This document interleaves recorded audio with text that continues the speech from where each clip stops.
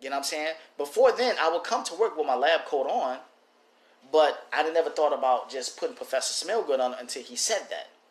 Actually, no. I'm sorry. I apologize. That was before I came with the lab coat, because at that point, when he told me that, that's when I actually came out with the hoodie that got Sun Aroma on it. When he was the one that inspired me to actually do that and have it. Because before then, I just came, with a t-shirt on. I came, with a polo shirt on, just dressing kind of like casual, thobe on and stuff like that, kufi on. But when I talked to him, that changed my whole inspiration. See, that goes on the show. We just got done talking about that. How, when you talk to people who are bosses, they motivate you to be a boss as well. And that doesn't mean that I became less religious because I stopped wearing a thobe. It's just that, I'm trying to be more corporate minded. I want to look at it like a business and not a hustle. You know what I'm saying? So I put the hoodie on. The hoodie has Sun Aroma that I got from there. And then I was going to school, going to Everest for pharmacy tech. I went to school for pharmacy tech. So when I graduated pharmacy tech, the attire of the pharmacy techs, was a lab coat.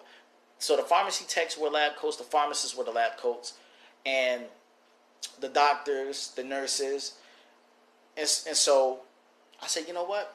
There's a guy named Ralph. He was the one that gave me the name Professor Smellgood, because he was like, man, you know so much stuff about the oils. And one day it was him, it was Ralph, and a guy named Bobby G. Bobby G from the radio station was at my shop from Detroit.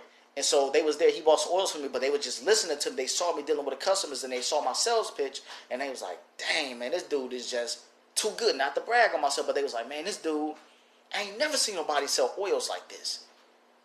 And so the guy, Ralph, he was like, listen, I got a name for you, Issa.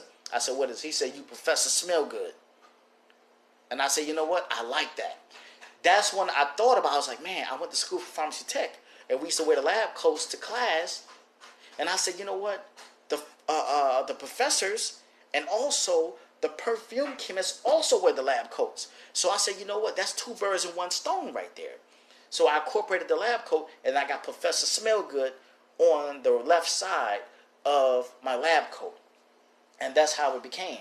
You know what I'm saying? But the point of reference, man, I went from hustle-minded to corporate-minded.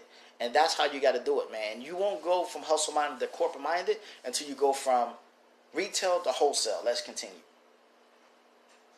Robes and coins in my purse. I am willing to work for these things with all the strength in my back, with all the skill in my hands, with all the cunning in my mind. He said, with all the strength in my back, and I think he said, with all the muscles in my hand, and all the something in my mind, the vision in my mind. In other words, what he is saying is, I am willing to give it my all to have my own, to be a corporate. I'm willing to do whatever it takes.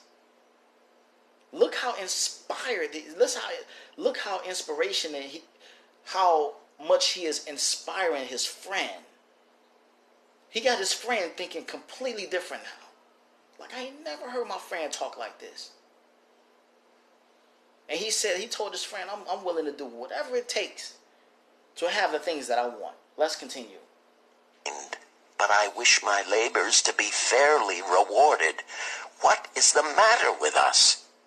Again, I ask you, why cannot we have our just share of the good things so plentiful for those who have the gold with which to buy them? A real friend will encourage you to do better. If he's really your friend, he would encourage you to do better. If your friend, your so-called friend, if he's not encouraging you to do better, and if he's not encouraging you to do better, you gotta use the concept of a rope and cut him loose. Speak and keep it moving, man. Life is too short, man, to just be around average people. I'm sorry to say that, but I'm just being honest. Every year that you grow, every year that you turn another age, supposed to be another year that you learn something new and you have grown. You're not supposed to be the same year. That's a really, really bad thing. To just be a year go past and you're the same person. You're supposed to grow. Okay, last year, if you sold oils and you had black tops, this year you have better tops. Last